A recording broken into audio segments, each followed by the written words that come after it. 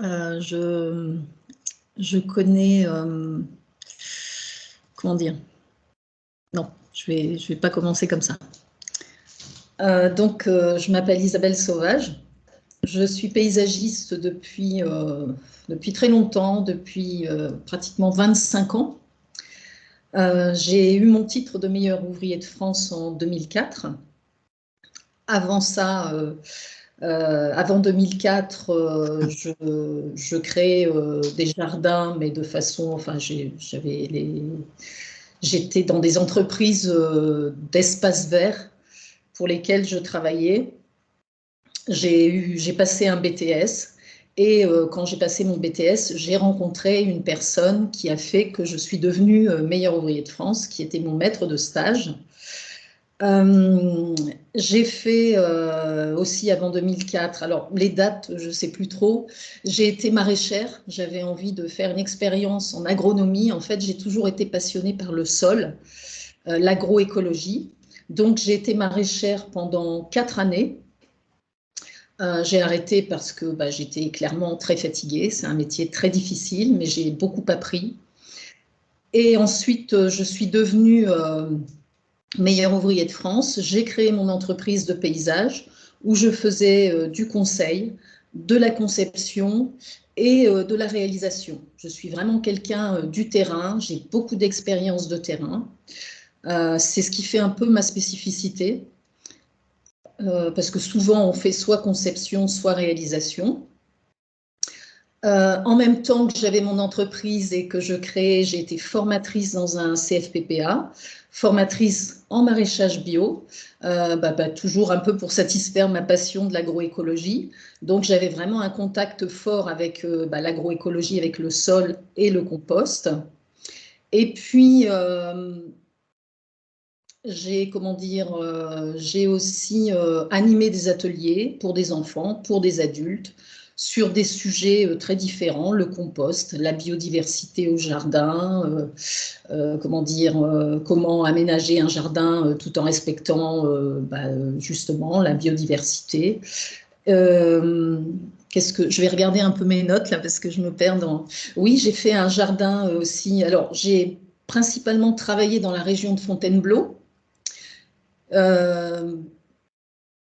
Et puis j'ai aussi un peu voyagé en France et je suis allée aux Seychelles pour faire un chantier qui a duré 4 années, un potager ornemental que j'ai créé, que j'ai entretenu avec une équipe et j'ai formé une équipe de jardiniers pour pérenniser ce potager aux Seychelles. Voilà pour un petit peu un tour d'horizon de toutes mes expériences. Voilà. Parallèlement à tout ça, mon expérience de paysagiste, alors donc j'étais en entreprise individuelle et je sous-traitais. J'ai jamais eu d'employés, des apprentis, mais je sous-traitais avec d'autres entreprises pour réaliser mes chantiers. Parallèlement, j'étais aussi passionnée de médecine alternative et j'ai appris la médecine traditionnelle indienne, une médecine globale.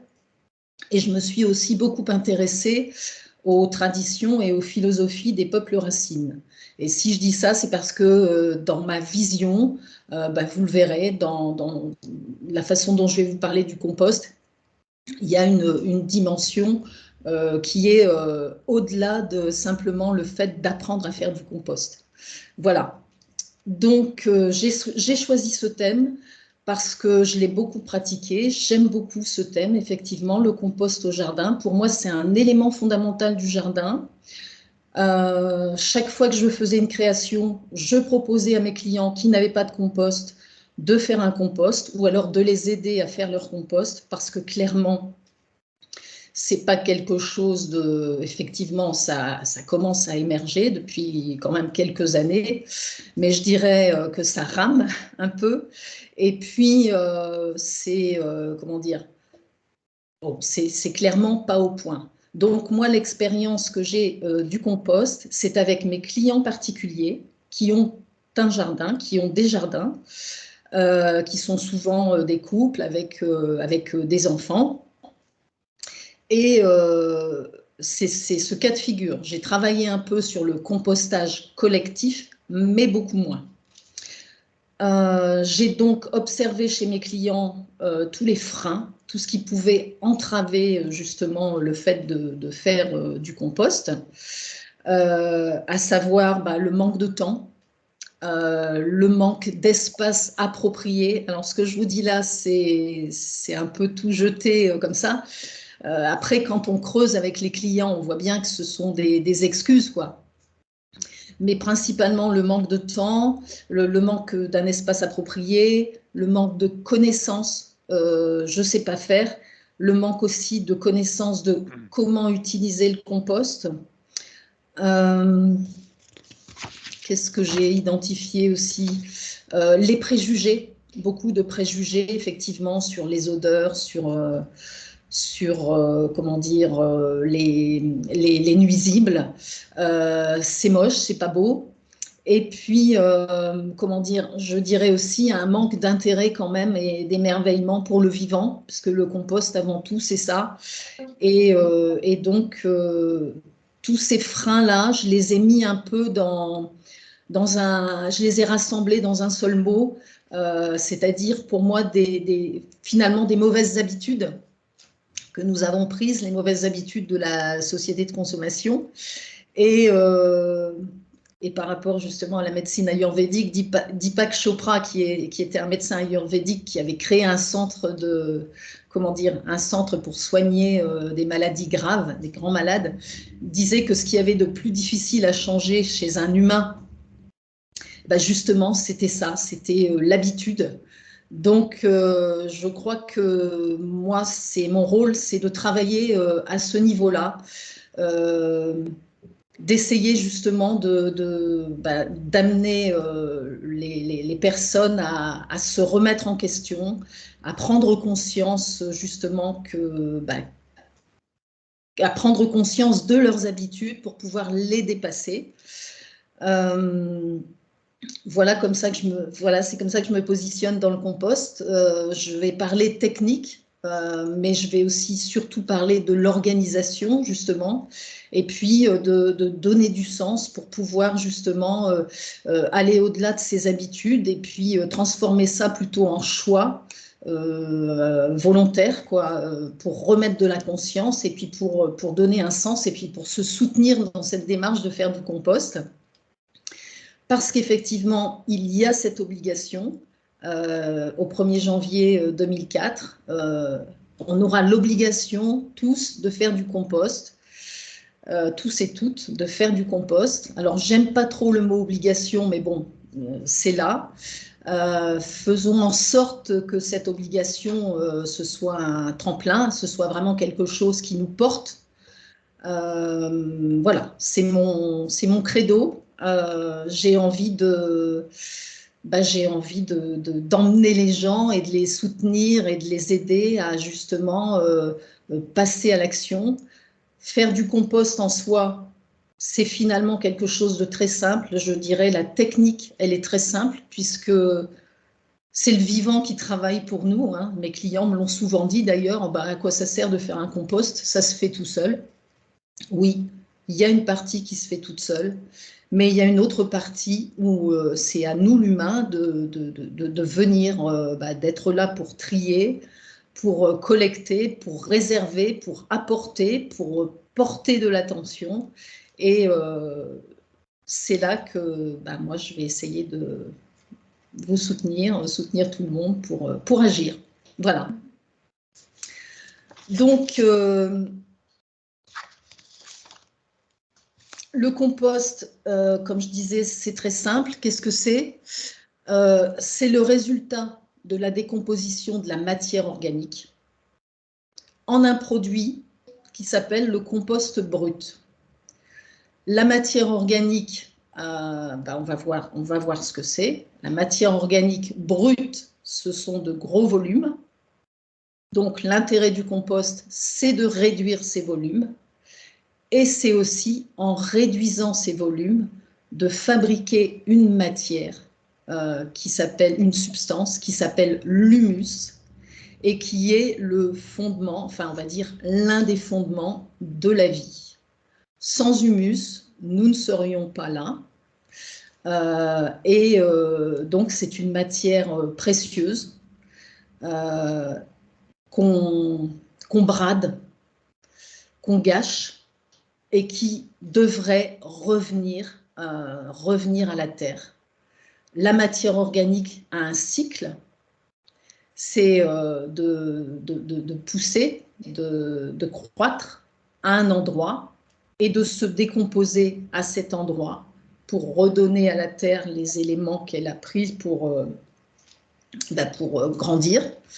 Et donc, c'est de venir remettre ces matières à la terre qui, pour l'instant, nous posent de gros problèmes, puisque comme nous ne les compostons pas, elles gardent évidemment leur volume, elles sont mélangées avec d'autres substances, et les seuls, la seule solution pour l'instant, enfin, il y a déjà des gens qui font des composts, évidemment, heureusement, des associations qui font des projets super, mais l'une des solutions les plus faciles pour l'instant, pour les collectivités qui ont vraiment un énorme problème par rapport à ça, c'est tout simplement d'enfouir ces matières mélangées avec d'autres matières qui sont polluantes. Et pour ça, elles payent très cher. Et en fait, elles payent, on va dire, un coût très élevé pour polluer finalement la terre. Alors que là, j'ai des moments où ça redescend, mais globalement, ça va. Non, j'ai coupé le micro. D'accord, ok. Donc, jusqu'à présent, vous avez des questions ou c'est clair ou c'est... Voilà, bon. Alors, le compost, c'est aussi le mot pour désigner l'endroit où on fait le compost. Hein. Donc, j'essaierai autant que faire se peut d'utiliser l'aire de compostage pour pas qu'on s'embrouille trop, parce que, bon, des fois, je pars un peu dans mes trucs, et puis le compost, et finalement, ça met un peu de la confusion.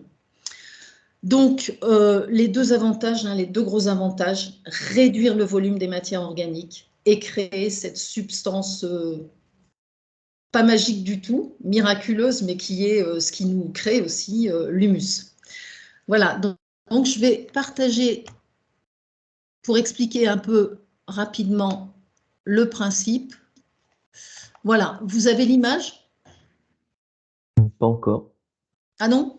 Alors, qu'est-ce que j'ai fait? Donc, je prends ma petite... Arrêter le partage. Ben non, c'est pas possible encore ça. Donc, j'ouvre.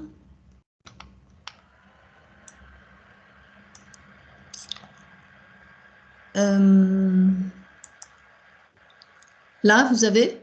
Oui. Ah, très bien. Voilà.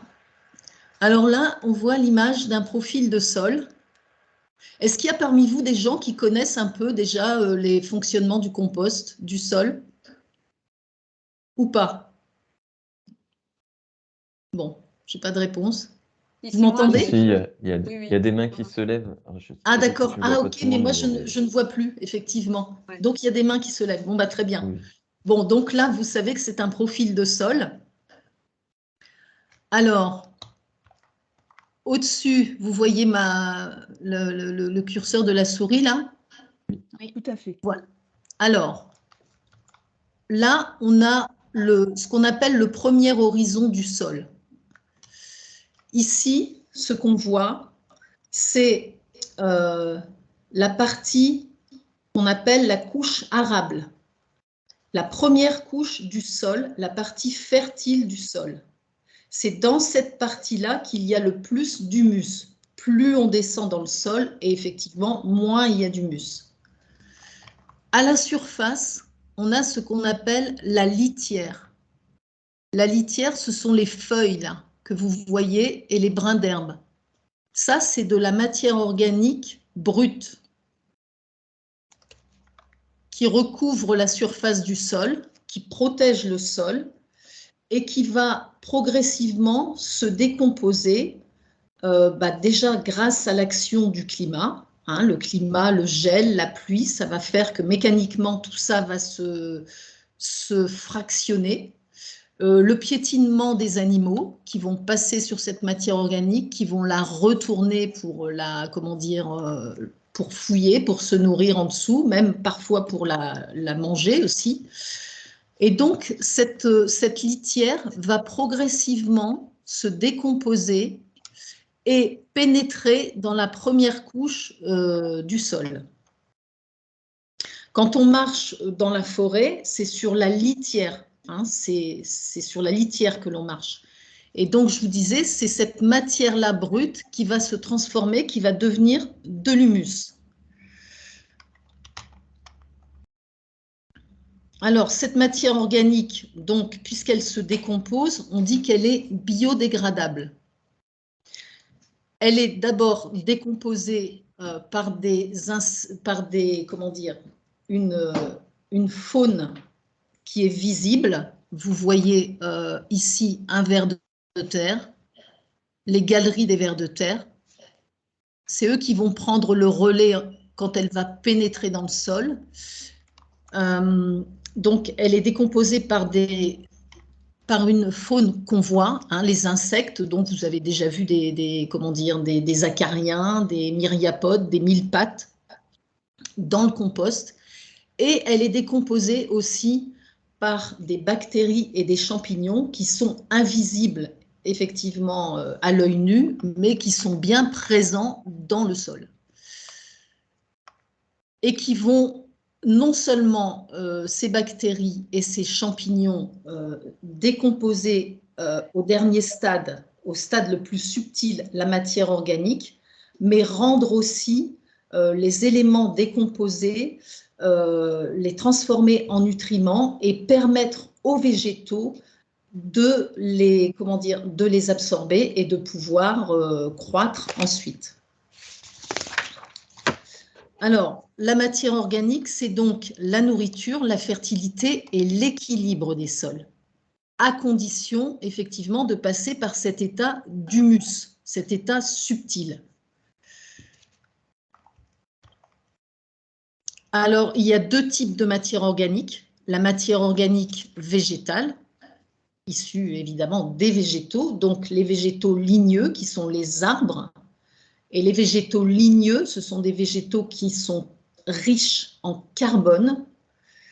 Donc, cette matière organique s'appelle la matière organique carbonée. Et on a la matière organique qui est riche en azote. Il y a évidemment du carbone, puisque dans toute la matière organique, il y a du carbone, mais il y a beaucoup plus d'azote. On appellera cette matière organique azotée. Après, on verra ça en détail. Et il y a aussi la matière organique, donc c'est la matière organique végétale, et il y a aussi la matière organique animale. La matière organique animale, ce sont les excréments des animaux, les cadavres des grands mammifères jusqu'aux organismes unicellulaires. Voilà. Donc, il y a aussi la partie minérale qui constitue le sol. Et tout ça, le minéral, le végétal, l'animal, fait en sorte que, de maintenir la structure des sols, la bonne circulation de l'eau et de l'air dans les sols, l'humus, la partie que l'on va extraire, que l'on va récupérer du compost, c'est ce qui crée une colle qui agrège les éléments du sol, à la fois les éléments organiques et les éléments minéraux. Les éléments minéraux qui sont effectivement les sables, les argiles, les limons. Donc, j'ai dit que c'était le réservoir des substances nutritives. Hein. Voilà. Donc, ici, on voit un acteur de la décomposition de la matière organique, le lombric. C'est un des acteurs principaux, je dirais, de la décomposition de la matière organique. On voit les galeries.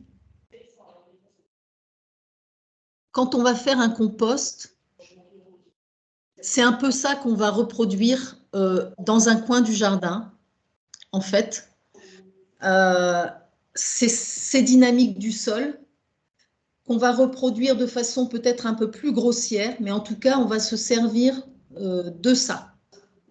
On va faire en sorte de créer des conditions idéales, les plus proches possibles de ce qu'on vient de voir, là, du sol, pour faire en sorte que notre matière organique se décompose de façon rapide, de façon homogène, pour produire du compost.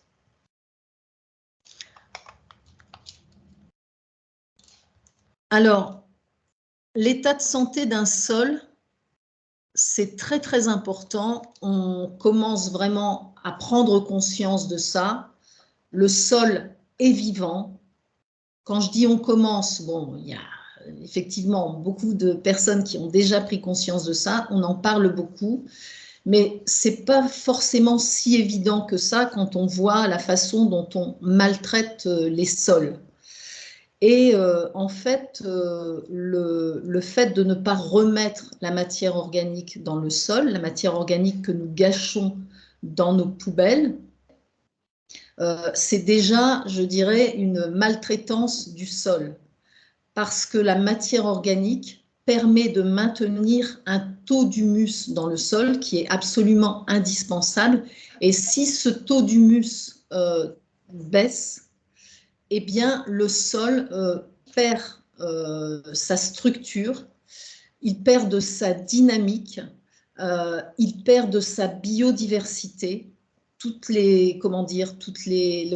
fait que le sol perd de sa structure, respire moins bien, l'eau circule moins bien, fait que effectivement les êtres du sol vont disparaître et le sol s'appauvrir. Et une des problématiques effectivement du compost, dont on n'est pas vraiment conscient, c'est que quand on jette aussi là je vais dire un déchet organique dans une poubelle et qu'on ne le remet pas à la terre, on participe activement à l'appauvrissement des sols. C'est pas pour faire culpabiliser, hein, c'est vraiment pour faire prendre conscience. Donc, en écologie scientifique, hein, on appelle ça un écosystème. Et c'est cet écosystème qu'on va reproduire dans notre jardin avec le compost pour pouvoir utiliser les dynamiques du vivant pour décomposer cette matière organique. Voilà. Alors, je suis un petit peu embrouillée dans ma tête là, mais est-ce que c'est clair pour vous? Pour moi, c'est très clair. Bon, très bien. C'est parfait, okay. C'est clair. Alors, donc je disais que je l'ai déjà dit et tout. En fait, j'emploie aussi souvent le mot vivant. Je vais l'employer beaucoup. Pour moi, le vivant, c'est pour ne pas employer le mot nature. Hein, le vivant, c'est vraiment tout ce qu'on ne contrôle pas, ce qui nous crée, ce qui fait qu'on est là. Et quand je dis les dynamiques du vivant du sol, c'est vraiment quelque chose qui échappe complètement à l'humain. Hein. Ça se fait sans lui, ça se fait avec lui aussi. Mais si l'humain n'est pas là pour faire un compost, évidemment son compost ne se fera pas, mais s'il jette sa pleure de banane dans le jardin, eh bien le travail se fera tout seul. Voilà.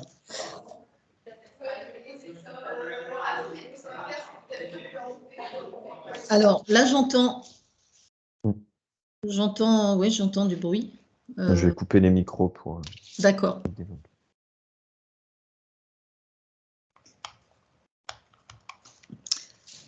Alors, en fait, tout à l'heure, je vous parlais du fait que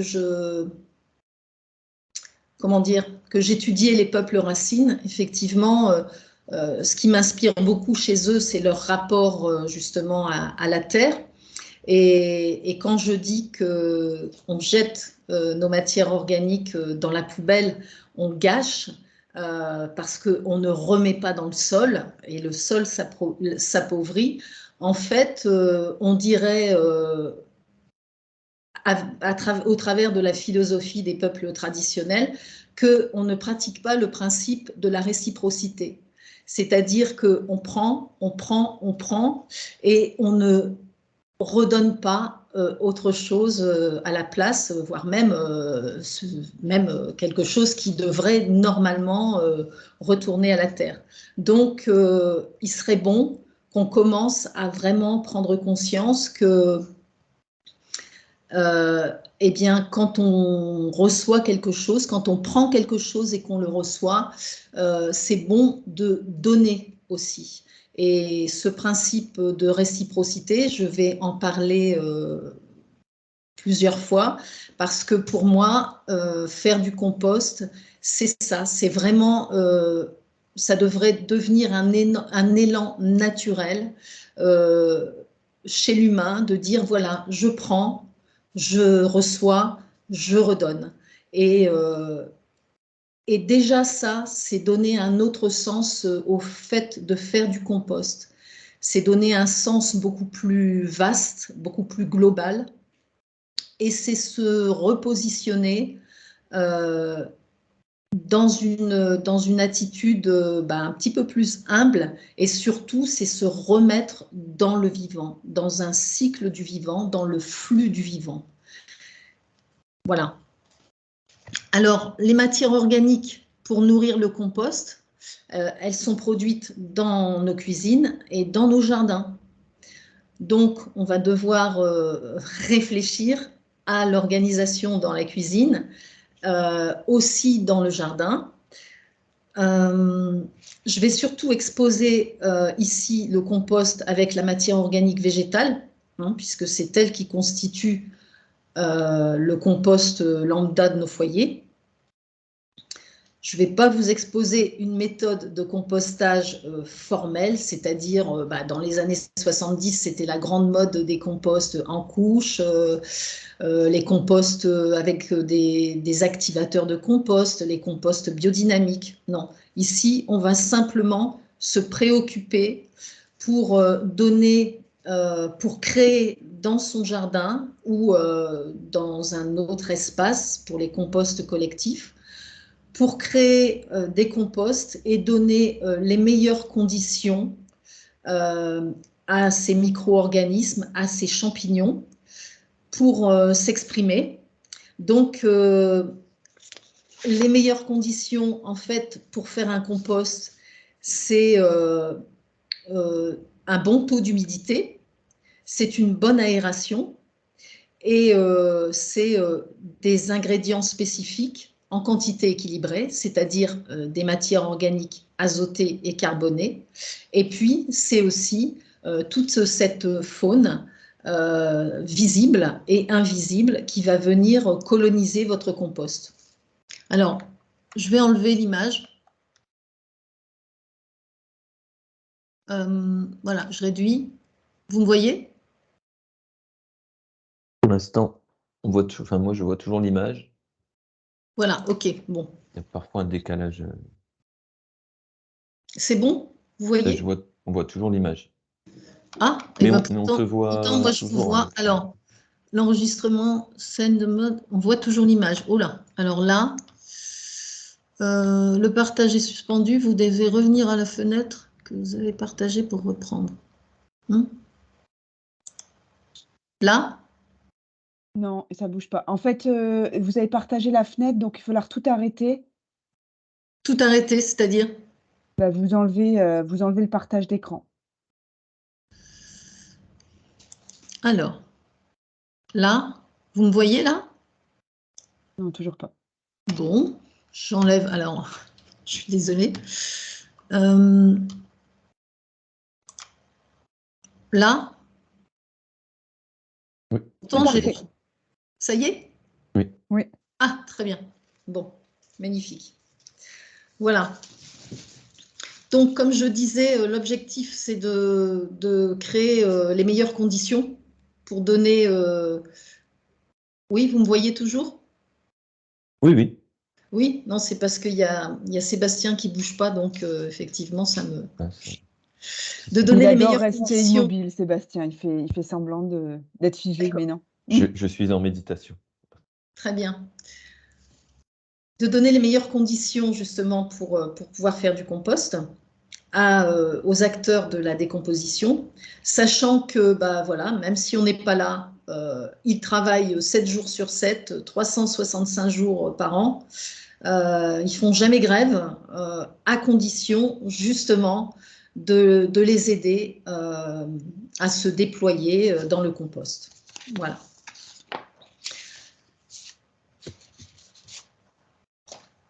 Alors, j'ai employé beaucoup le mot matière organique. Je pense que vous avez remarqué, parce que moi, je composte des matières organiques. Je ne composte pas des biodéchets, des déchets organiques. Je composte des matières organiques. Et je tiens absolument à ce terme, parce que je trouve que le fait de mettre le mot déchet, même si on dit biodéchets, c'est déjà pas une bonne chose. Donc, quand je prends une carotte et que j'épluche ma carotte, si je mets mes épluchures dans la poubelle des ordures ménagères, effectivement, je crée un déchet. Si je prends la même carotte, les mêmes épluchures, et que je mets dans le seau à compost, que je réserve ces épluchures pour aller porter ça sur mon compost, je crée une matière organique. Enfin, c'est une matière organique, ce n'est plus un déchet, et c'est une véritable ressource. C'est une véritable ressource puisque ça va me permettre de fabriquer de l'humus, qui est la fertilité des sols. Donc, finalement, le compost, ça dépend, il y a beaucoup plus quand même, il y a un peu plus, mais ça dépend quand même de quelques gestes. À chacun de nous de savoir quel geste on fait, quel geste on a envie de faire. Si on a envie de créer un déchet et de remettre sa responsabilité à l'extérieur, c'est-à-dire c'est la collectivité qui va gérer, moi je paye, machin, ou si on reprend sa responsabilité et là, on met sa matière organique réservée dans son seau pour faire du compost. Voilà.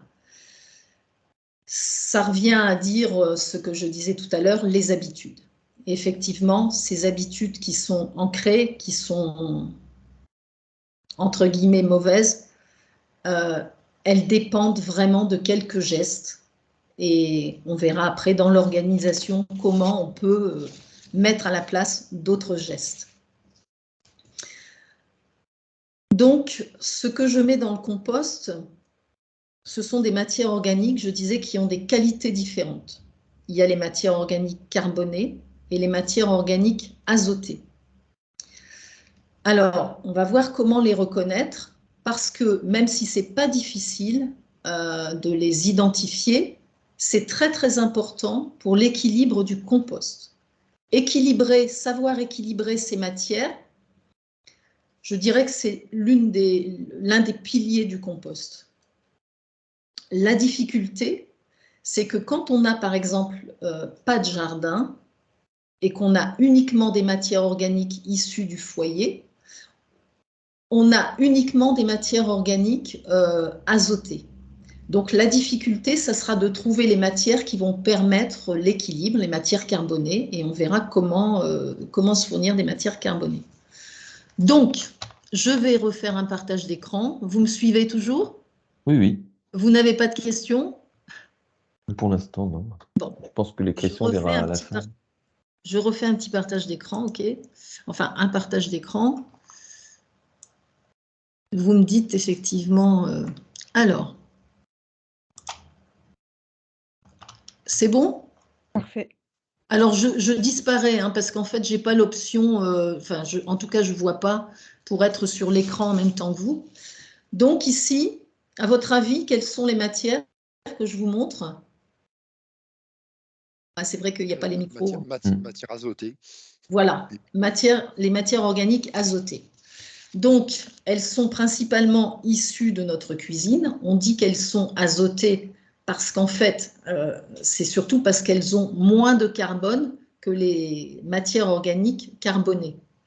Donc, on les reconnaît parce qu'elles sont plus riches en eau, elles sont vertes, hein. Ça, c'est vraiment les matières organiques fraîches, on va dire. Elles se décomposent plus rapidement. Elles sont, comment dire, molles, riches en eau, je l'ai dit. Là, il y a des œufs. Ça, c'est pas une matière organique, hein. Les œufs, c'est une matière minérale. Mais bon, on peut aussi mettre ça dans le compost. Donc, évidemment, les matières organiques azotées, tout l'art va être de les trier, de les préparer aussi au compost, hein. On peut très bien, on peut très bien les jeter comme ça sur le compost, mais il y a des matières qui posent un peu problème, qui se décomposent quand même un peu moins rapidement. Par exemple, les choux, qui sont des matières azotées mais très, très dures. Il y a le grand débat sur les agrumes. Les agrumes, il y a des gens qui ne mettent pas du tout les agrumes dans leur compost. Moi, je ne conseille pas forcément quand on ne s'occupe pas de façon intensive de son compost.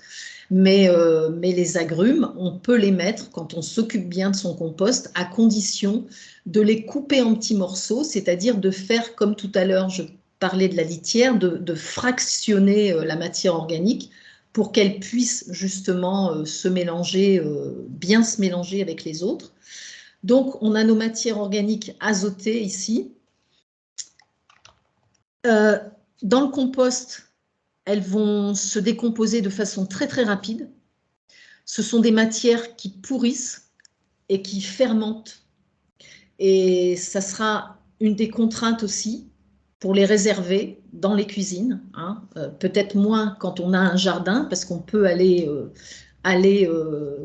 très souvent au compost, mais en compostage collectif, le problème va se poser de réserver les matières organiques.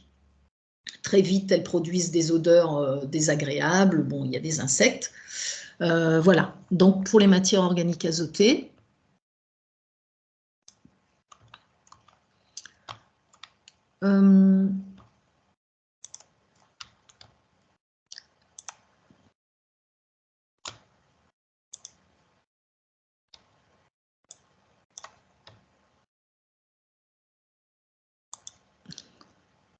vous voyez là? Oui. Tout à fait. Bon, oui, très bien. Et donc là, on a des matières organiques carbonées. Alors déjà, vous voyez la différence de couleur. Le carbone, hein, clairement, c'est la lignine des arbres, hein. Et toutes les matières, en fait, une matière organique azotée que l'on fait sécher devient plus carbonée. Donc là, on a des feuilles sèches, des feuilles mortes. Les pédologues, hein, les scientifiques du sol disent que les feuilles mortes sont de la matière organique morte, mais pour moi, la matière organique n'est jamais morte puisqu'elle se transforme. Donc, de l'herbe sèche, là, il y a des petites pommes de pin. Ici, il y a des copeaux de bois et du bois raméal fragmenté, ce qu'on appelle le BRF, hein, qui est assez précieux parce que justement, en compostage collectif, quand on n'a pas de jardin, on ramènera cette matière organique via des paysagistes ou pour justement équilibrer le compost. Et j'ai mis ici une matière organique azotée, du gazon et de l'ortie pour voir la différence avec un peu les matières organiques carbonées qui sont, elles, sèches. Voilà. Isabelle, j'ai une question. Est-ce que Oui. le carton, c'est Marie-Laure, est-ce que le carton peut être mis aussi, mais carton sans encre, tout ce qui est papier carton? Oui, alors justement, après, j'allais parler des cas particuliers. Oui, effectivement, le carton aussi. Moi, je ne le mets pas, le carton, parce que j'ai beaucoup de matière organique azotée, mais c'est une bonne solution, à condition effectivement de le débarrasser, hein, du plastique, des encres. C'est une bonne solution parce que c'est du carbone, quoi, effectivement. Ouais. Et à condition aussi de le fractionner. Voilà. Merci. Donc, je repars. Toc. Voilà, ça y est, je suis revenue là. Oui. Voilà. Donc, les matières organiques carbonées, hein, elles sont de couleur marron, brune, dégradée. Ce sont des matières sèches, elles sont dures, elles sont fibreuses, elles ont une décomposition lente, voire même très lente. Donc, vous voyez qu'entre les matières organiques azotées et les matières organiques carbonées, c'est pratiquement le contraire. Et quand je dis qu'il va falloir créer un équilibre, bah effectivement, tout à l'heure, on a vu les conditions idéales du compost, c'est une bonne humidité, une bonne aération. On va créer cet équilibre-là, justement, quand le compost va être trop humide, trop mouillé, on va rajouter de la matière organique carbonée, et quand le compost va être trop sec, ça veut dire qu'il faut rajouter de la matière organique azotée. Alors, ça paraît évident comme ça, mais finalement, avec l'expérience que j'ai de mes clients, c'est pas du tout aussi évident que ça à intégrer, machin. Après, c'est l'expérience, mais quelque part, c'est vrai que c'est très, comment dire, c'est très basique, quoi. Une matière qui pourrit, voilà, qui rend beaucoup d'eau, et ben, il faut juste la sécher. Et quand le compost est trop sec, il faut juste le mouiller. C'est que du bon sens. Voilà. Alors, ce que je ne mets pas dans le compost, hein, ben, évidemment, les matières organiques non biodégradables, hein, puisqu'elles vont pas évoluer. Donc, le verre, j'ai fait une liste là, les métaux, les plastiques, hein, le caoutchouc, les matières synthétiques comme les tissus. On disait les papiers, même les cartons avec de l'encre, les cartons glacés, les papiers. Il y a beaucoup de personnes qui mettent des filtres à café. Ouais, filtres à café, il y en a plein, ouais. Voilà, en fait, ce sont des matières chlorées. Et le chlore, c'est justement un un antifongique, ça détruit le milieu. Donc, bon, moi, je ne mets pas ces matières-là dans mes composts. Il y en a plein qui mettent du sopalin aussi.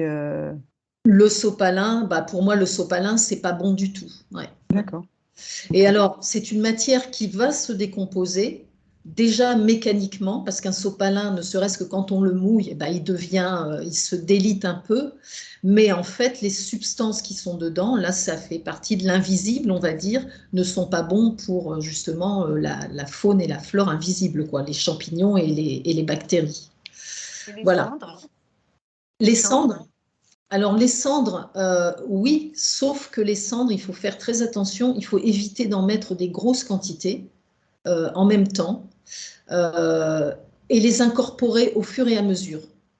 Bon, les cendres, c'est de la potasse, donc c'est bon pour le sol, c'est un élément du sol, mais disons que si on en met trop et que le compost est très humide, ça va fermer le compost, ça va le refroidir. Donc, il faut incorporer les cendres progressivement et les mélanger tout le temps et pas les mettre en vrac, on va dire, sans les mélanger.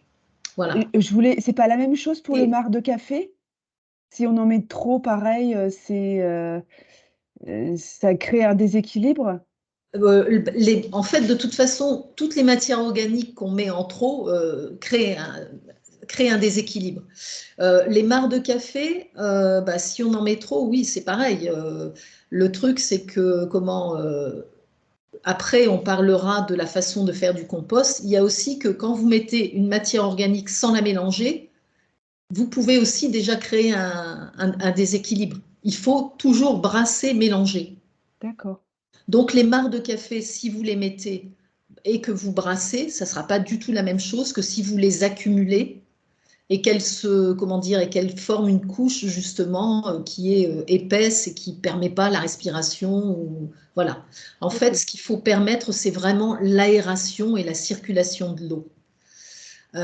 Les matières organiques que vous allez mélanger, en fait, elles ont besoin de se toucher, de s'incorporer les unes aux autres, mais avec de l'air toujours dedans, parce que l'air permet aux micro-organismes, tout simplement, l'air et l'humidité permet aux micro-organismes de vivre, de s'oxygéner et de pouvoir réduire cette matière organique. C'est tout. C'est vraiment la base.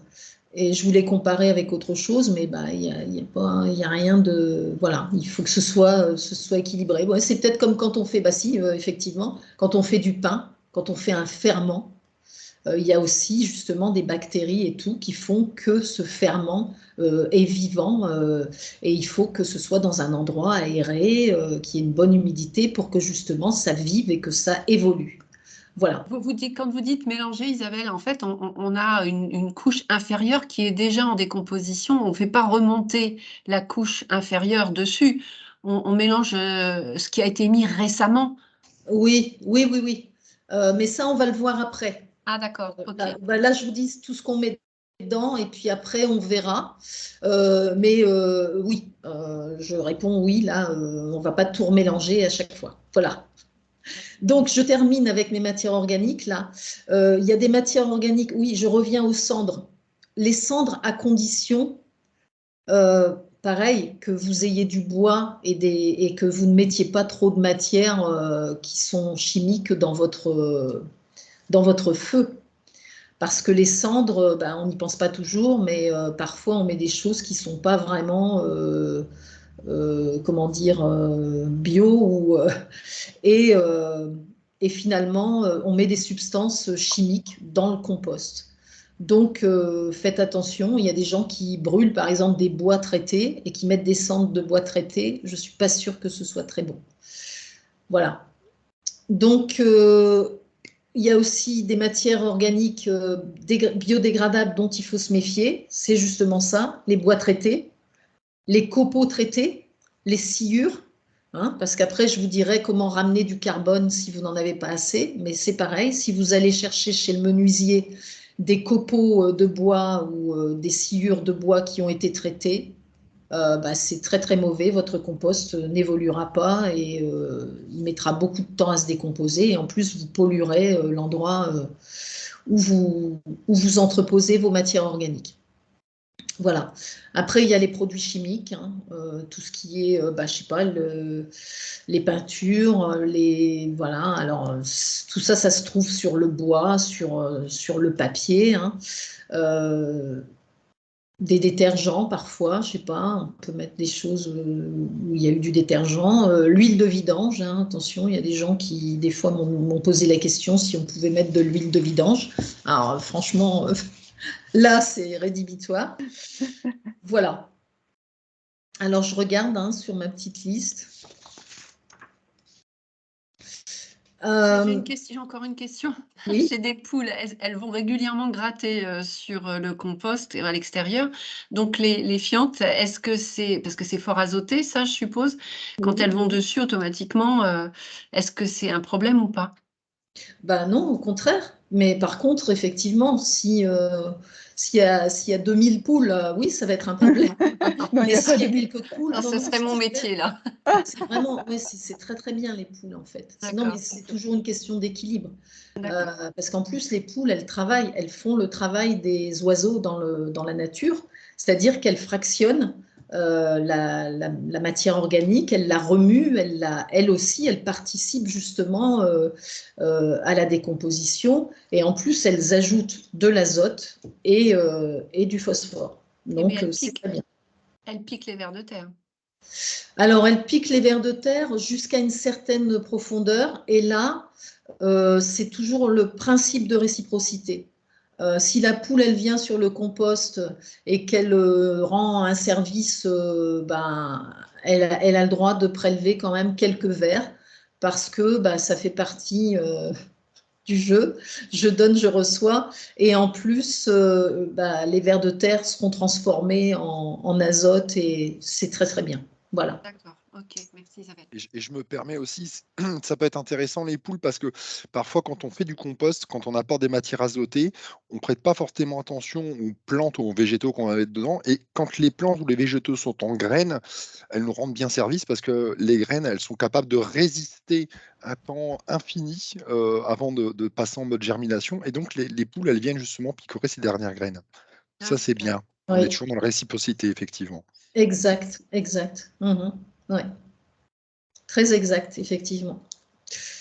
Donc, j'avais noté les cas particuliers. Donc, bah, effectivement, les cas particuliers, on a vu, c'était les cartons, hein, où on peut choisir de les mettre ou pas. Ça dépend effectivement des matières qu'on a à composter. Bah, ce serait mieux, évidemment, si tout le monde compostait ses cartons, mais parfois, bah, quand on a un jardin et qu'on a déjà beaucoup de matière organique azotée, c'est difficile de le faire. Les viandes, les poissons, les fromages, c'est-à-dire les produits transformés. Alors là, évidemment, bah moi je dis, on évite, on le fait pas, quoi. On essaie de manger toute la viande qu'on achète parce que c'est dommage de la gâcher, le poisson aussi, le fromage. Euh, Pareil, on pourrait le compost pourrait transformer ça. Bon, après, c'est autre chose, hein. Les viandes, c'est des asticots, c'est une décomposition qui est différente. Les poissons, pareil. Donc, ben oui, on évite de mettre tout ça dans le compost. Après, il y a les coquillages, tout ce qui est huîtres, machin. J'ai vu qu'il y avait des gens qui commençaient à les composter. C'est vrai que ce sont des matières précieuses, mais effectivement, il faut les broyer pour pouvoir les incorporer dans le compost. Et donc, ben, c'est pas possible. Si c'est pas possible de broyer, c'est pas la peine. Les coquilles d'œufs, ça pose pas de problème, hein. Elles vont pas passer dans un cycle de décomposition puisque c'est des minéraux, elles vont se fractionner, puis elles vont repartir à la terre. Et puis en plus, comme c'est des matières qui comportent du calcaire et du calcium, bah, dans les terrains plutôt acides ou avec des pH un peu bas, bah, c'est très bien de mettre les coquilles d'œufs. Voilà. Donc ça, c'était pour les matières, pour les cas particuliers. Excuse-moi, j'ai encore une question. Non. La matière issue des toilettes sèches. Alors, la matière issue des toilettes sèches, alors ça, c'est un grand débat. Et ça fera sûrement partie bientôt aussi du débat si on commence à faire du compost, parce que moi, je ne mets pas sur. Déjà, j'ai pas, le problème, le cas de figure ne se pose pas pour moi. Les gens qui font ça, en général, compostent cette matière et la mettent dans des, comment dire, dans des massifs de plantes vivaces ou machin, mais n'utilisent pas ces composts pour des cultures vivrières dans les potagers, voilà. Donc, si vous utilisez votre compost pour un potager, je dirais non. Et même si vous avez un petit compost avec la matière organique azotée, c'est pas adapté. Ce sont des composts particuliers, quoi, où il faut. Enfin, c'est pas la même gestion de la décomposition de la matière organique. Parce qu'en plus, il faut que ce soit des composts qui chauffent, parce que bah, les matières fécales humaines, c'est pas des carottes et des salades. Voilà. Donc, Alors, si je peux me permettre, moi je pratique le compostage de toilettes sèches. En plus, la dégradation est beaucoup plus longue, hein. Il faut compter entre 2 et 3 ans pour obtenir une décomposition totale. Effectivement, je vais rejoindre ce que vous disiez. En plus, il y a le risque bactériologique qui va venir, qui va être là, parce que l'homme, en plus, non seulement de son système digestif qui est très particulier, puisqu'on est des mammifères, en plus des antibiotiques que l'on peut consommer, mais également de tous les posologies qu'on peut avoir, ça peut venir en plus nuire au développement de ce compost. Donc c'est très très compliqué le compost de toilettes sèches. Ouais. Ça nécessite des années, hein. Moi, ça fait 6 ans que j'y suis, j'arrive toujours pas. C'est compliqué. Vous n'arrivez pas à le faire, on arrive à le faire, mais c'est pas comme vous le disiez, le compost déjà bio, il est déjà compliqué à maîtriser dans son ensemble. Là, le compost de toilettes sèches, c'est encore plus compliqué, hein, parce qu'en plus, on peut avoir des variations, des fluctuations dans la décomposition selon les périodes de l'année, puisque effectivement, il faut qu'on arrive à le faire monter en température. Donc déjà, il faut creuser une fosse. Généralement, on creuse une fosse assez profonde de façon à ce que la terre vienne maintenir un certain équilibre de température. Et puis en plus, il faut quand même protéger les sols. Donc c'est-à-dire que ça nécessite tout un équipement. Il faut éviter quand même que ces matières fécales soient en contact direct avec les sols parce qu'il y a un risque de pollution de nappe phréatique. Donc c'est quand même particulier. Ouais. On n'en est qu'au début, je pense. Même Ouais. s'il y en a qui vous vendent des solutions clés en main, je peux vous dire que pour le pratiquer, c'est pas du tout évident.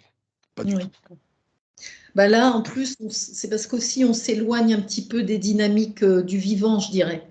Le compost que je propose et qui se fait, c'est vraiment reprendre des éléments du vivant qui sont bruts, machin. Là, effectivement, les matières fécales humaines, c'est déjà autre chose et ça n'a plus rien à voir avec les cycles du vivant. Mais on trouvera des solutions, mais bon, en tout cas, pas pour l'instant dans le petit compost ménager. Voilà. Donc, pour gérer ces matières organiques,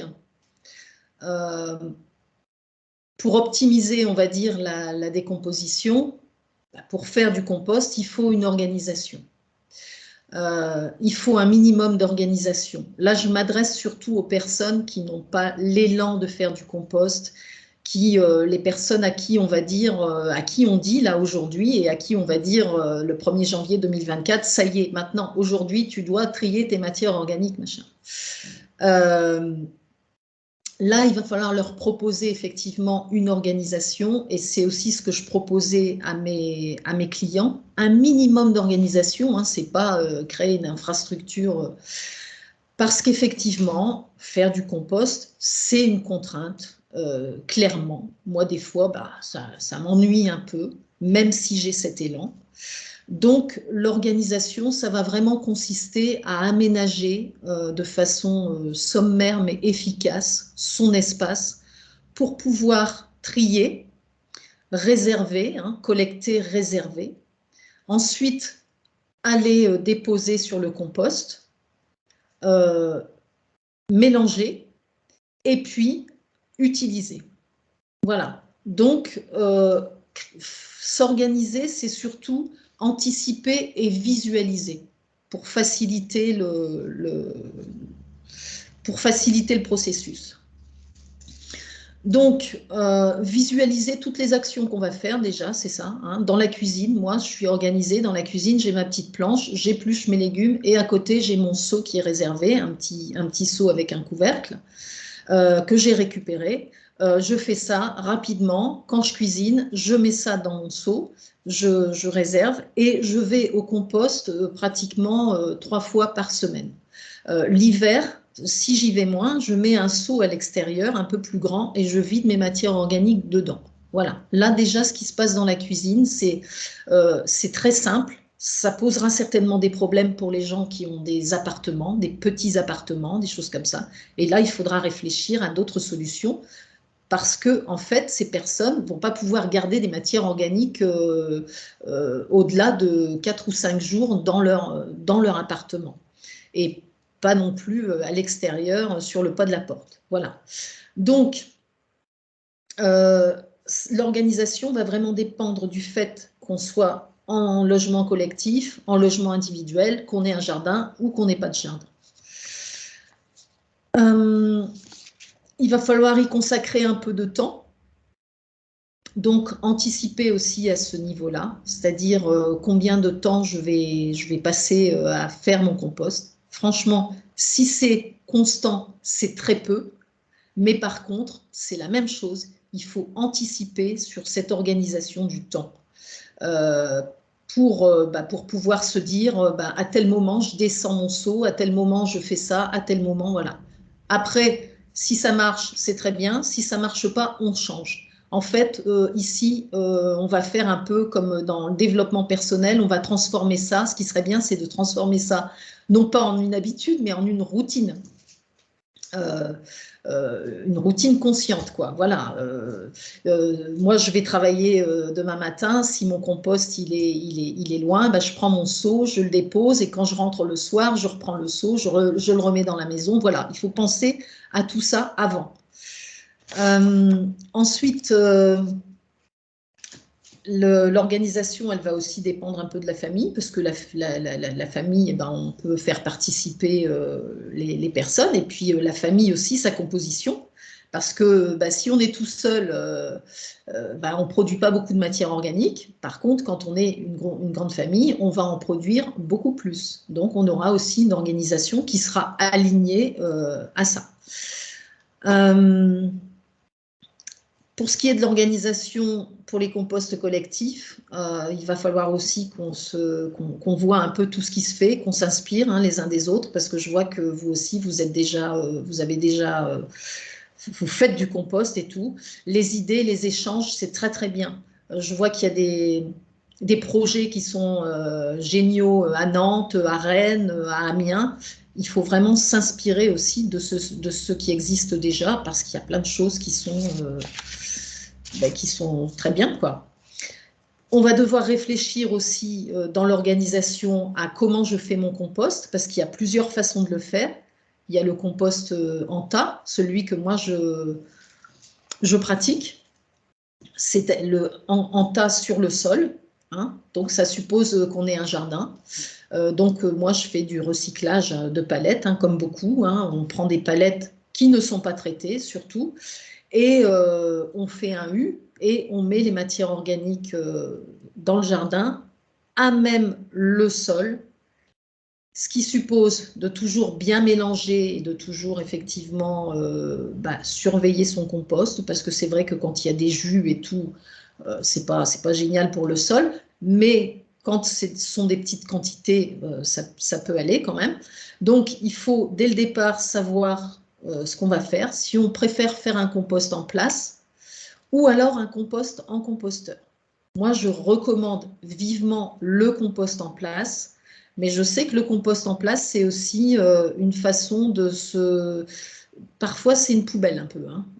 Compost en place, on met, ça se fait, et du coup, on ne fait pas grand-chose. Le composteur, c'est plus pratique parce qu'on met, ça se fait, plus lentement, mais au moins on ne voit pas que ça ne se fait pas, on ne voit pas trop où est le problème, et voilà. Puis un jour on ouvre le composteur et puis on voit qu'il n'y a rien qui s'est passé.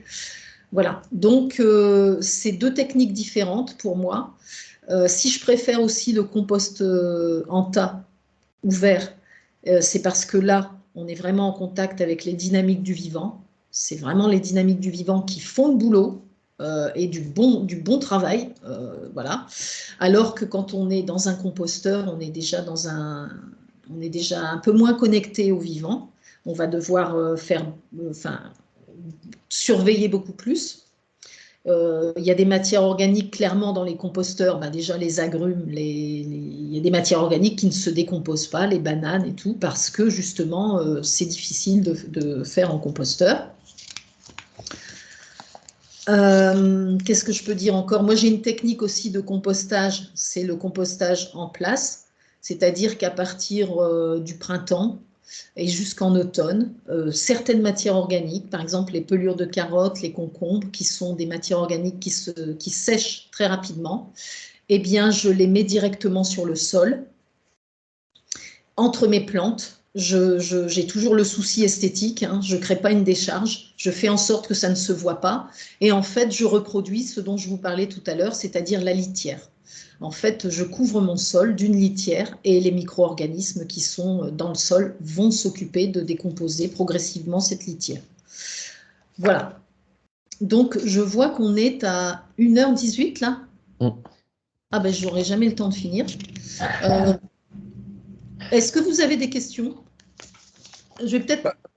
Vous parliez de compostage en place. Je ne sais pas ce que vous pensez du compostage sous paillis, justement. Est-ce que c'est du coup, au vu de ce que vous nous expliquez, est-ce qu'il est mieux de pratiquer un compostage de surface en litière ou éventuellement, alors moi qui pratique plutôt les techniques de permaculture, j'ai tendance à effectivement revenir mettre en place, ce qu'on a potentiellement les déchets, au même endroit, mais sous paille. Donc, ce qui a l'avantage, effectivement, le paillis, non seulement de venir nourrir le sol, mais en plus, on l'oublie assez souvent aussi, c'est d'éviter l'évapotranspiration, puisque Oui. ça va devenir quand même aussi une thématique, je pense, dans les années à venir. Alors du coup, je ne sais pas, laquelle des deux est la plus logique? Alors, oui, la plus logique, moi je dirais que après c'est une question de personne, hein, parce que moi j'ai toujours pratiqué cette espèce de mulch comme ça, enfin c'est ça le Oui, mulch. du Et le mulch, oui. paillis, je trouve que c'est un peu trop épais. Pour moi c'est trop, c'est Alors, je pas le assez pratique pas en permanence, hein, je le pratique sur des cultures très particulières, notamment sur toutes les haricots à rame, tout ça. Mais effectivement, je pratique plus la culture bio-intensive sur les petits légumes, style carottes, radis, salades, des choses comme ça. Et effectivement, on a tendance un peu à faire des mix des deux. Mais c'est vrai qu'on a toujours, enfin, j'ai toujours pris cette habitude de venir composter en place, mais sous paillis, notamment sur Ouais. certaines récoltes. Ça serait mieux de le mettre en fait, effectivement, au travers de ce que vous dites, ça me fait plus parler de le mettre effectivement directement en litière, du coup. Oui, Ce serait c'est plus ça. logique. Comme la litière, voilà. Moi, je Ouais, ouais. m'inspire surtout de la nature, effectivement, de mettre en Mmh, litière et de faire un mulch et voilà. Ouais. ouais. D'accord, Alors, merci. je suis désolée parce qu'en fait, je suis vraiment pas du tout, du tout, du tout une spécialiste. Je pense que je démarre de zéro, avec aucune connaissance, donc j'ai appris énormément de choses. Merci beaucoup Isabelle pour toutes ces connaissances. Et donc du coup, en fait, selon votre technique, déjà je connaissais même pas le nom des techniques, donc merci. En fait, vous isolez sur dans votre jardin une zone où vous allez collecter, vous allez travailler comme ça en direct et voir si ça se décompose bien, etc. Et après, quand vous estimez que le compost est prêt, c'est-à-dire que vous répartissez sur les autres parties du terrain, c'est ça? Comment concrètement Oui, ça se... Oui, c'est oui, ça? bien sûr. Ah, j'ai bien compris. Oui, Ok. oui. Alors, je vais répondre à la question parce que c'est vrai qu'il y avait encore beaucoup de choses à voir. Déjà, tout à l'heure, on a parlé du compost. Bon, le compost, quand on le pose, va se décomposer. Et très vite, vous allez voir sur le sol cette matière dont j'ai parlé, l'humus. Et au-dessus, vous aurez la matière organique. Ça va faire comme le profil du sol, une matière organique brute au-dessus, plus ou moins décomposée, et en dessous, ce compost prêt. Donc, évidemment, on va remuer ça plutôt au-dessus pour laisser cet humus travailler en dessous et pas toujours brasser complètement son compost. Et ensuite, la question que vous posez, c'est effectivement quand ces matières organiques seront décomposées. Alors en général, on se donne au minimum au moins 8 mois dans le meilleur des cas, hein, parce qu'il faut quand D'accord. même du temps. Mais si c'est une décomposition rapide, ça peut être 8 mois. Et là, on va reprendre, quand tout sera décomposé, on va reprendre cette matière qui est, comment dire, réduite, la tamiser éventuellement, la cribler pour trier s'il y a encore des matières un peu plus grosses, hein. Donc un tamis, c'est un cadre avec un grillage. Vous posez Mhm. cette matière dessus et puis tout ce qui est plus fin tombe.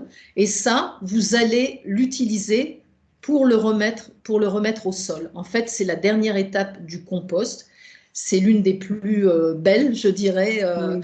parce que voilà, vous restituez toute cette matière organique au sol sous une forme transmutée finalement, qui est l'humus, et à vos plantes, aux arbres. Vous pouvez mettre ça sur le gazon Mhm. en petite quantité. Alors attention, parce qu'il y a des gens qui pensent qu'il faut mettre énormément de compost dans le sol. Non, ce sont des petites quantités, parce que dans la nature, vous avez des litières énormes, mais au bout du compte, c'est un processus qui se fait lentement.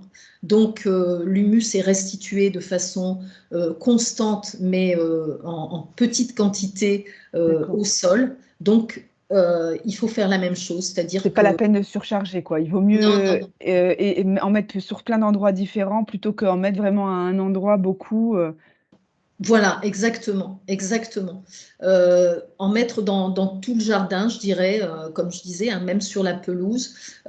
Au pied des haies, ben, c'est un peu délicat parce que, enfin, en même temps, c'est pas un engrais, un compost, hein. Il y a des éléments nutritifs, mais c'est surtout un amendement. C'est surtout ce qui va aider le sol à respirer, à faire en sorte que l'eau circule bien. Donc ça, vous pouvez mettre évidemment sur la terre du potager, en automne plutôt. Moi, je préfère en automne plutôt qu'au printemps parce qu'effectivement, il y a une phase où le compost doit continuer à travailler pour pouvoir être assimilable au sol. Et ça, j'ai un tableau que je pourrais vous communiquer après, effectivement, sur les quantités et les endroits où on peut mettre le compost. Mais c'est la finalité du compost, hein, c'est de le restituer au sol. Voilà. Et la zone, du coup, excusez-moi, la zone où vous collectez, vous travaillez votre compost, est-ce que vous en changez au fur et à mesure des années ou jamais? Ça, c'est pas important. J'avais un très grand jardin, donc je changeais. Et même, je faisais plusieurs composts, plusieurs petits composts. Quand on a un jardin qui le permet, ça peut être bien aussi de faire des petits endroits comme ça où la matière organique se décompose et de bouger. Mais parfois, on ne peut pas faire autrement que de rester au même endroit.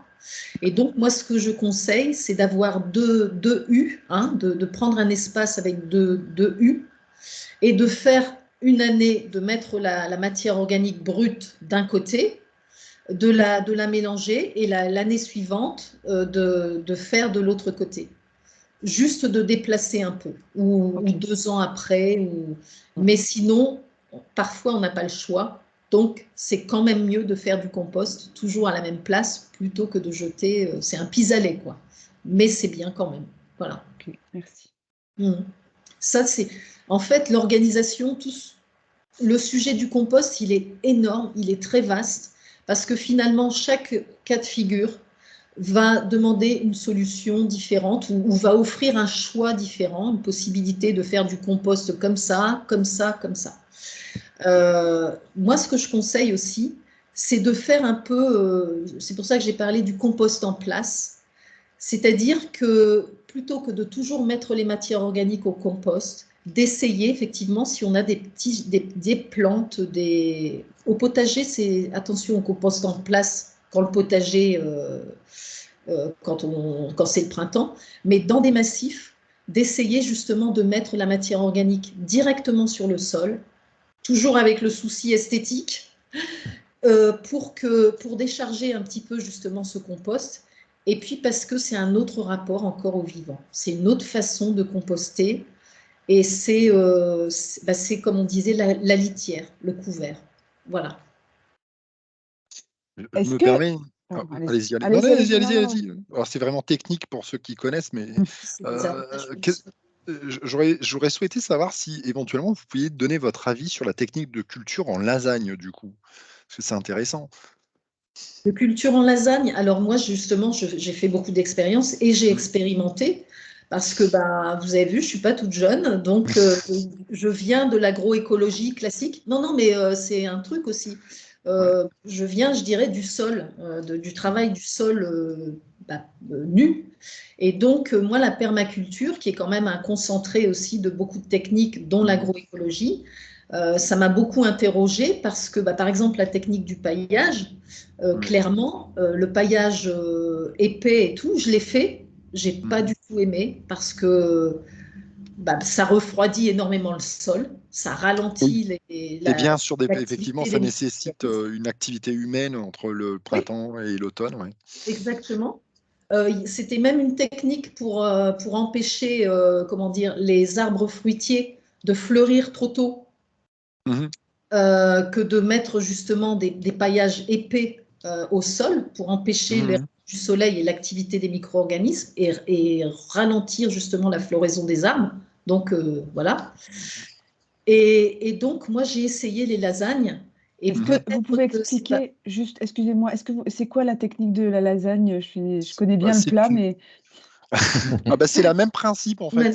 C'est une superposition de couches en fait de matière carbonée, azotée. Alors ça peut être très intéressant par exemple quand on vient de déménager et qu'on a plein de cartons, de préparer une zone et bien entendu qu'on a de la matière azotée à sa disposition, et ce qui peut permettre effectivement de faire démarrer certaines cultures. Alors sauf erreur de ma part, mais là Isabelle sera bien mieux placée que moi de faire partir ça. Mais moi quand je l'utilise énormément sur des gros consommateurs style cucurbitacées assez, enfin des plantes très peu exigeantes en termes de qualité de sol. Hein. C'est vraiment très particulier. En fait, c'est ce que j'allais dire. Moi, je l'utilisais pour préparer des sols, c'est-à-dire uniquement pour les cucurbitacées, parce que j'ai essayé d'autres choses, je n'y arrivais pas. On plantait dans de la matière organique brute, parce que c'est ça les lasagnes, C'est ça, de la matière organique brute. Moi, j'y arrive pas. Il y a des gens qui y arrivent. Alors après, il y a le feeling aussi, hein. Il y a le rapport qu'on a avec ce qu'on fait. Mais ça, c'est uniquement, moi, les cucurbitacées. Et l'année d'après, j'ai un sol super, parce que justement, tout ça, ça a travaillé. Et là, je peux faire un potager, mais j'enlève toute la matière organique. Oui, tout à fait. Oui, je pratique de la même façon. Elle repart au compost, en fait, dans un cycle de compostage. D'accord. Alors, par contre, c'est une bonne façon, effectivement, d'utiliser au moins une fois beaucoup de matière organique. Oui. Et du coup, je continue dans ma lancée parce que excusez-moi, j'arrêterai là. Et que pensez-vous du coup de la technique de compostage Berkeley? Alors, elle n'est pas négligeable non plus à prendre en considération. Alors, expliquez-moi, parce que j'ai le nom. Le Berkeley, en gros, c'est parce que moi, j'ai pas mal de surface de tonte, et donc ces tontes de pelouse, effectivement, j'aime pas les jeter. J'aime bien alors soit m'en servir pour venir amender, protéger des sols, mais généralement, il me reste beaucoup de matière. Donc généralement, c'est le même principe, hein, tonte de pelouse paille, à peu près un volume d'1 mètre cube qu'on va venir fortement arroser, le faire monter en température pendant 5-6 jours. Et après, pendant une période de 20 jours, on va venir retourner pendant à peu près, oui, pendant tous les 2-3 jours, de façon à venir avoir un compost très très grossier. Même chose dans l'objectif, soit de s'en servir comme paillis, soit éventuellement de faire partir des cucurbitacées. Ouais. En fait, c'est bien aussi. Le truc, c'est toujours pareil, c'est de ne pas mettre des matières organiques en excès. Oui, toujours d'avoir cet équilibre carbone-azote. Oui, parce que bon, j'avais un petit chapitre, mais j'ai pas pu le dire là sur justement le gazon. Ça, c'est une matière organique géniale qui est super mal utilisée, parce qu'en fait, le gazon, c'est toujours, on devrait le mettre tout le temps, constamment, en petite quantité. Ou alors mulcher plutôt que de le ramasser, avoir une lame de mulch à la rigueur pour les personnes qui sont pas. Ou alors mulcher, effectivement. Mais Donc mulcher, c'est réduire en tout petites particules, en fait. C'est une deuxième lame qu'on vient rajouter qui permet de vraiment dégrader la matière. Dégrader la matière et donc de la laisser sur le sol quand on tond. Donc, arrêter d'avoir un panier. Voilà, on n'a plus à la transporter, mais tout le monde n'a pas une machine pour mulcher. Ouais, voilà. Donc, on ramasse encore le gaz. J'en fais partie, moi, le gazon. Et là, le gazon, effectivement, l'utiliser en petite quantité sur le sol, c'est très bien. Mais il y a des gens qui mettent des gros paquets de gazon. C'est terrible. Et en plus, c'est presque un désherbant parce que ça tue. Déjà, il y a beaucoup d'azote et ça tue les micro-organismes parce que ça chauffe très vite et très fort. Donc, voilà. Ouais. Donc, ça fait partie aussi un peu des erreurs qu'on commet parce que on croit que mettre de la matière organique, dans le sol, c'est très bien. Non, c'est bien à partir du moment où on la transforme. Tout est une question d'équilibre. On revient toujours à l'équilibre. Et donc, c'est savoir identifier, et j'espère que pour tout le monde, du coup, c'est clair, identifier carbone, azote, et retenir qu'il ne faut pas mettre trop d'un coup, que ce soit du carbone parce que ça ne va pas se décomposer, ou de l'azote parce que ça va se décomposer trop vite et monter en température trop vite. Donc, c'est toujours une question d'équilibre. Voilà. En fait c'est uniquement ça, hein, le compost. Ouais. Comme le reste. Ouais. Comme la vie. C'est le rapport.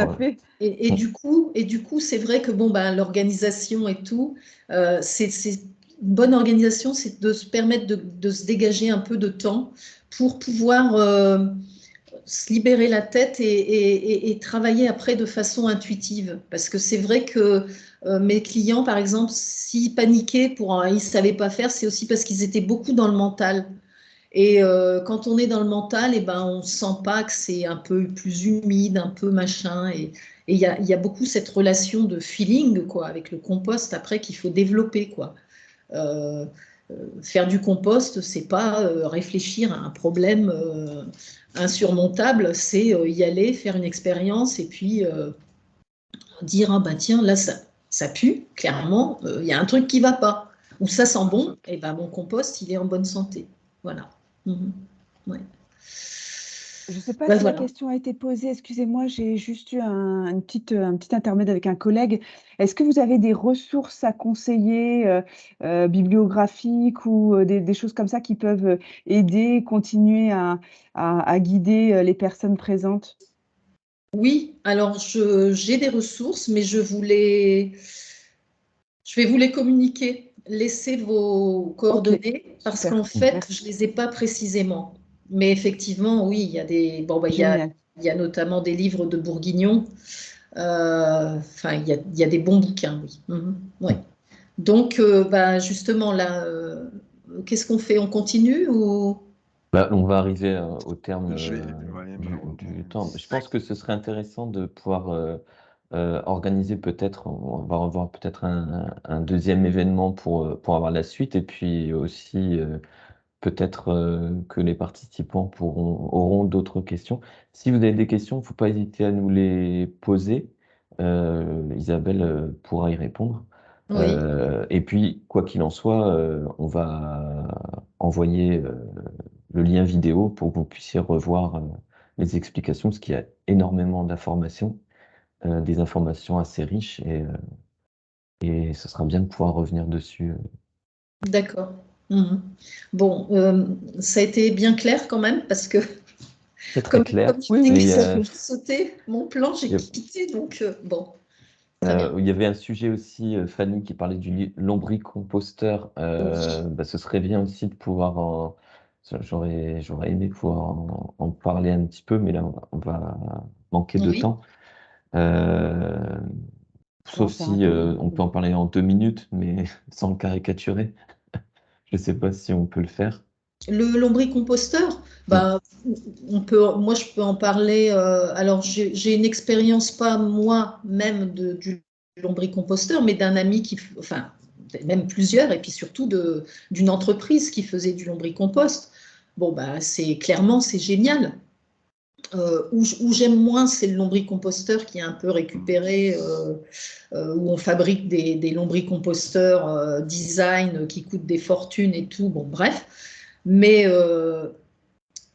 bah, le lombric, clairement, oui, pour dégrader, pour décomposer la matière organique, c'est extraordinaire. Par contre, là, on ne va pas avoir un produit proche de l'humus, enfin proche, mais on va même plutôt avoir un engrais, vraiment un Mm. produit qui est très riche et qui va apporter des éléments nutritifs au sol. Je ne veux pas dire que le compost est pauvre, hein, mais le compost, c'est plus un amendement qu'un engrais. Donc un amendement, c'est ce qui va permettre au sol de rester bien structuré. Voilà. Un engrais, c'est des apports de nourriture. Et le lombricompostage, c'est génial. Et ce matin, je regardais justement, j'ai découvert un petit truc sur le lombri et je me suis dit que j'allais m'y mettre. Bon. Voilà. Ouais, top. On Et peut bien finir justement, il y là-dessus. a Fanny qui nous a posté un lien dans la conversation si vous voulez y accéder. Donc c'est planetecompost.fr. Ah Donc oui, ils commercialisent des composteurs, des lombricomposteurs 100% recyclés. Et il y avait Et aussi une pas à des notion, prix de folie. Mm. ah, j'ai très pas encore bien. été voir, mais euh, il y avait aussi la notion de, on n'a pas pu en parler, mais ça peut faire l'objet aussi d'un prochain webinaire sur le compostage, enfin, le composteur en lui-même, donc la matière à utiliser. Tu as parlé de palettes non traitées. Il y avait on recommandait les composteurs en plastique, donc parce que ça chauffait, mais en fait ça tue les micro-organismes qui vont se développer dedans en été parce qu'il fait vraiment trop chaud. Donc ça aurait été Oui, bien d'en parler, ça peut faire l'objet aussi d'un oui. vrai sujet. Ah ouais, Ça, c'est un c'est... vrai sujet parce qu'il y a plein de oui. collectivités qui financent Mm. notamment des bacs composteurs en plastique. Donc, les habitants, on va dire, comme moi, en fait, qui n'y connaissent rien, trouvent ça parfois fort opportun. Et effectivement, ça peut être une mauvaise solution si on n'y connaît rien. Oui. Alors, c'est vraiment un sujet, hein. C'est d'autant plus un sujet, même le composteur en bois, hein, parce que pour moi, abattre des arbres pour faire des composteurs, si on doit composter à grande échelle, c'est une aberration. Je veux dire, il va falloir vraiment penser à recycler au maximum. Et effectivement, le composteur en plastique, non seulement ça chauffe, ça tue les micro-organismes, mais en plus, moi, je dis que c'est vraiment une insulte à l'esthétique, au vivant, parce que moi, je parle du compost, mais en tant que paysagiste, l'idée de la beauté, l'esthétisme, c'est vraiment très, très fort. Et si c'est pour fabriquer des trucs moches et qui ne fonctionnent pas, non, mais c'est ça, hein. Parce que faire du compost, c'est aussi remettre de la beauté dans le paysage. Enfin, voilà, c'est vaste, c'est immense comme sujet. Et on ne va pas dézinguer des arbres pour fabriquer des composteurs qui vont être traités avec des matières nocives pour faire du compost. Et voilà, donc c'est une vraie réflexion. C'est un beau sujet et en plus, c'est une réflexion à avoir avec des gens qui ont de l'expérience parce que justement, il y a des gens qui fabriquent des composteurs. On parlait autrefois des briques, des machins, voilà. Il faut voir tout ce qu'on peut récupérer et réutiliser. Que ce soit joli. Que ce soit sain et j'aurais envie de dire aussi que c'est dans notre... Il faut aussi avoir un autre œil sur ce qu'on appelle un déchet parce qu'on parle là du compostage donc, qui est entre guillemets une solution finale du déchet, mais en fait on a notre relation également à la nourriture, aux aliments qui est nous en Europe quand même complètement erronée et c'est intéressant parce que quand on va voir justement ces peuplades qui ne sont pas dans le même système économique que nous, ils n'ont pas du tout la même relation à la nourriture que nous et ce qui fait qu'ils produisent à masse équivalente beaucoup moins de déchets que nous, Européens. Donc, je pense notamment aux épluchures, je pense notamment aux poireaux, aux choux qui sont très mal utilisés en cuisine. Et en fait, on génère, nous, déjà, beaucoup plus que ce que l'on devrait. Donc déjà, si on réduit effectivement cette masse on va donner à la nature à traiter, parce qu'en fait, on va sous-traiter cette partie-là, et qu'on arrive à des choses beaucoup plus simples, on y gagne sur deux aspects. Un aspect, même trois aspects, un aspect économique, un aspect alimentaire et également un respect de la nature. Et du coup, on est vraiment là dans un système écologique beaucoup plus intéressant. Donc, il y a déjà aussi, je pense, un travail en amont à faire sur le gaspillage alimentaire, effectivement. Mais c'est ça, hein, en fait, le compost, comme je disais, la technique, elle est très simple. Oui.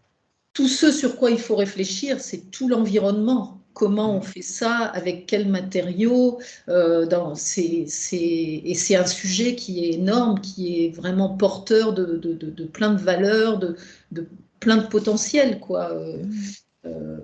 Et ça remet tout en question, en fait. Si on rentre là-dedans, ça va tout remettre en question, forcément. Tout à fait.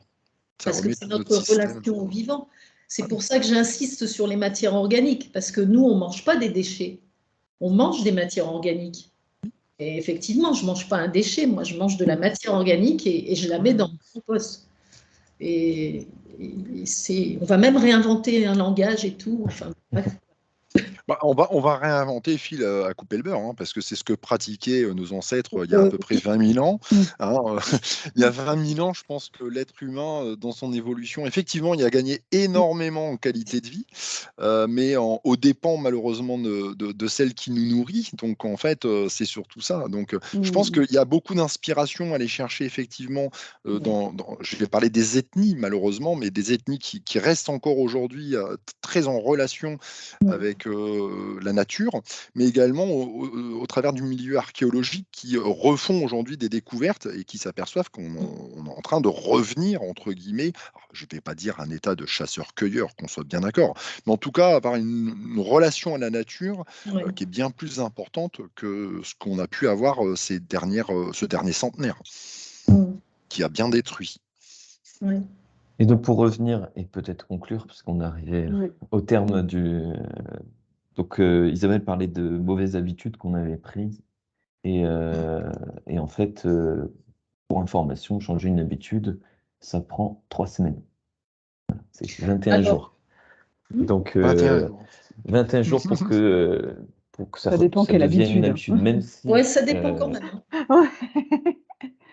Pour les gestes... 80%. Alors, on va pas parler des addictions non plus, Mmh. mais pour un geste simple, en général, ça prend 3 semaines, pour changer une habitude. Donc, si on a la volonté de le faire, si on Voilà, c'est ça en fait. mettre son déchet dans un seau plutôt que de Ouais. le mettre dans la poubelle de déchets, au bout de 3 semaines, normalement, ça devient une habitude d'aller le mettre directement dans le seau. Bon, Pour les gens merci. qui mettent des déchets dans les seaux aussi, pour éviter, si vous ne pouvez pas les jeter trop souvent, et pour revenir sur ce que disait Isabelle, le conseil que je vous donne, c'est peut-être de mettre de la paille au fond déjà pour que la matière sèche absorbe une partie Très bien, ça. des liquides. Ouais. Et du coup, qui vont vous permettre de gagner peut-être 2-3 jours. Et puis de le mettre plutôt dans un endroit à température Oui, plutôt fraîche. moyenne, voilà, Ouais. plutôt fraîche. Alors, Mhm. pas dans le frigo, hein, parce que j'ai vu des gens qui le font dans le frigo. Ah, Ah Ça oui, marchera pas. Et même chose, attention, c'est ça. attention aux légumes que vous achetez, parce que n'oubliez jamais non plus que les légumes que vous achetez dans le commerce sont traités. Ouais. Et donc le laver avant de le mettre au compost, ça paraît bête, mais si vous avez une petite réserve d'eau de pluie, bah voilà, vous les lavez avant et au moins vous êtes sûr que vous aurez un compost digne de ce nom. ok. Ouais. Donc, Nathalie Volmer nous indique que la communauté de communes du Ponthieu Marcanterre finance en partie l'achat d'un composteur. Et Fanny nous invite à aller consulter son site puisqu'elle recense toutes les subventions des communautés de communes pour l'achat d'un composteur. Et par Il y a exemple, pour Amiens les Métro, métropoles, ouais, c'est qui 30 participe. euros Ouais. à l'achat. Donc D'accord. choisissez bien le composteur, pas en plastique. Choisissez bien le composteur, oui, et puis apprenez bien aussi avant, hein, parce que Oui, oui, enfin, voilà, il ne faut pas faut faire des aussi, erreurs, il ne faut voilà, pas être démotivé, quoi. ouais. Mhm. C'est bien. Donc, n'hésitez pas si vous avez des questions à nous les faire parvenir au plus vite pour qu'on puisse y répondre et vous transmettre les réponses avec le lien vidéo de ce webinaire. Et puis, restez Bah attentifs oui. aux prochaines dates, puisqu'on va communiquer prochainement sur d'autres webinaires, sur d'autres sujets, mais tout aussi intéressants, même si celui-ci était très, très intéressant. Passionnant. Merci Très beaucoup. bien. Merci beaucoup. Et Merci puis Le à mot de la j'ai tous. fin, une peut-être page pour Isabelle. Facebook, hein, et Ouais. un LinkedIn aussi, hein. Vous pouvez me trouver. Voilà. Je serais ravie de répondre à vos questions. On mettra tous les liens Ok. qu'il faut. Bonne journée à vous Eh bien, tous. merci Au revoir, beaucoup à tout merci le beaucoup. monde d'avoir participé et à très bientôt. Merci beaucoup. À bientôt. Au revoir. Au revoir.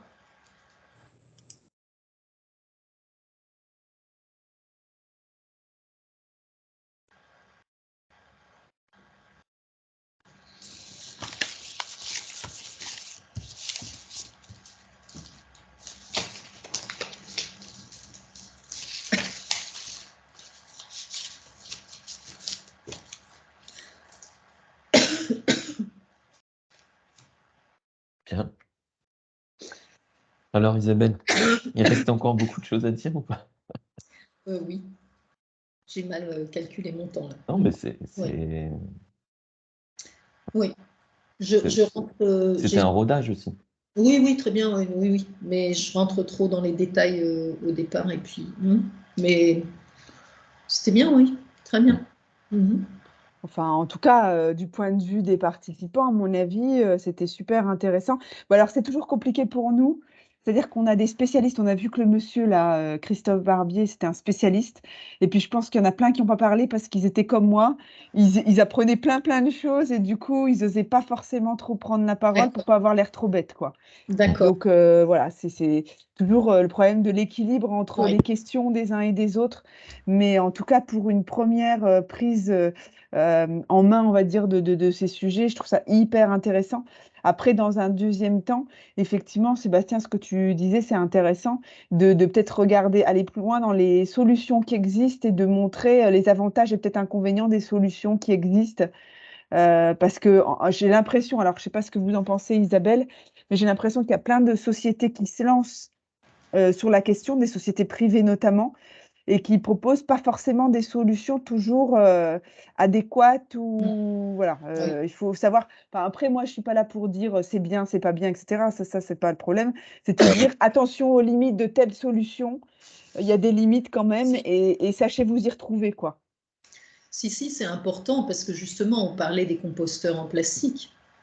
Si on part sur des bases comme ça ne va pas marcher. Et comme on est très français, on va dire ça ne marche pas, ben on arrête. Au lieu de dire on fait une expérience et il faut se donner les moyens pour que ça marche. Peut-être pas tout de suite, mais en tout cas, il y a des choses qui sont rédhibitoires, bien sûr, évidemment. Oui. Après, vous aussi, en grand spécialiste, et pour me rassurer ça, moi, vraiment, vous, en grand spécialiste, il vous est arrivé de vous tromper peut-être aussi et de pas Ah oui. forcément réussir. Ah Voilà. non, Donc, je dis pas qu'il faut pas se tromper, au contraire.